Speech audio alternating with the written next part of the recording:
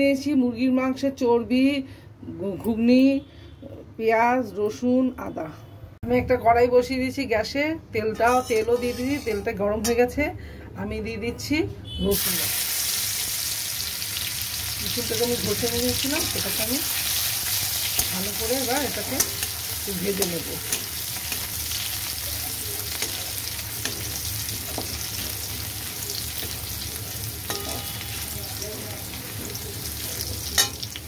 এবার দিয়ে দিচ্ছি আদা বাটা।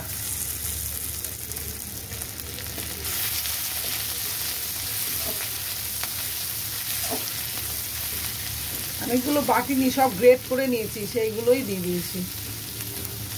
পেঁয়াজ, রসুন, আদা সব গ্রেট করে নিয়েছি, বেটে নেইনি। দিয়ে দিচ্ছি পেঁয়াজ বাটাটা।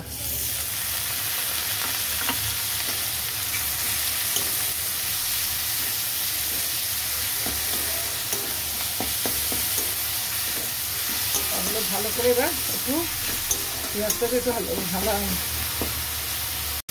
ভালো করে একটু ভেজে নেব। পেঁয়াজটা একটু ভাজা ভাজা হয়ে গেছে, আমি এবার দিয়ে দেবো নুন। দিয়ে দিচ্ছি নুন।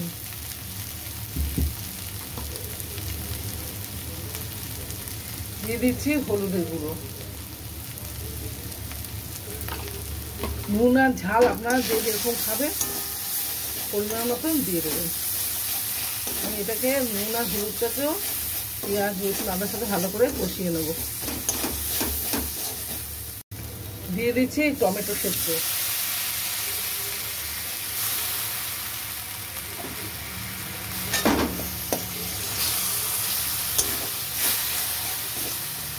টমেটোটাকেও ভালো করে কষিয়ে নেব।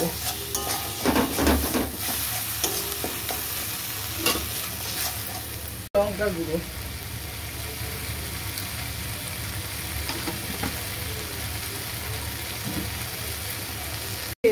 লঙ্কার চিলি ফ্লেক্স। এবার এটাকে ভালো করে এবার কষিয়ে নিচ্ছি।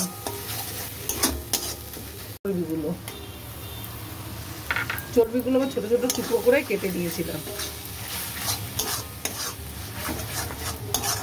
এবার চর্বি দিয়ে পেঁয়াজটাকে খুব ভালো করে কষিয়ে নেব।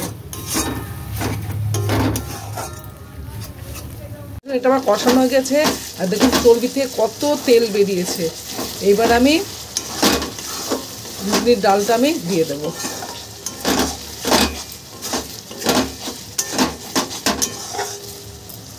এবার আমি ঘুগনির ডালটা দিয়ে দিচ্ছি।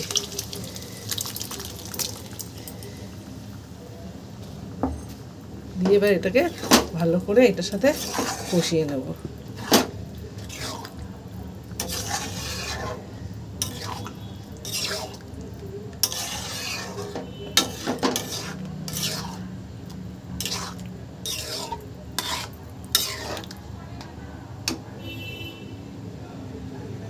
আমি একটু চিনি দিয়ে দিচ্ছি। এই যে আমার ঘুগনিটা হয়ে এসছে, এবার আমি এটার মধ্যে গরম মশলা দিয়ে দিচ্ছি।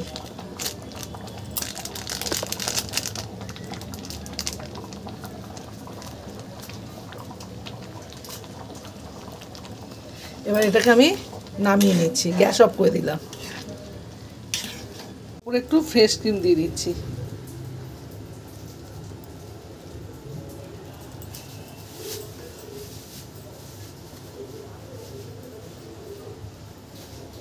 তৈরি হয়ে গেছে চর্বি দিয়ে ঘুগনি।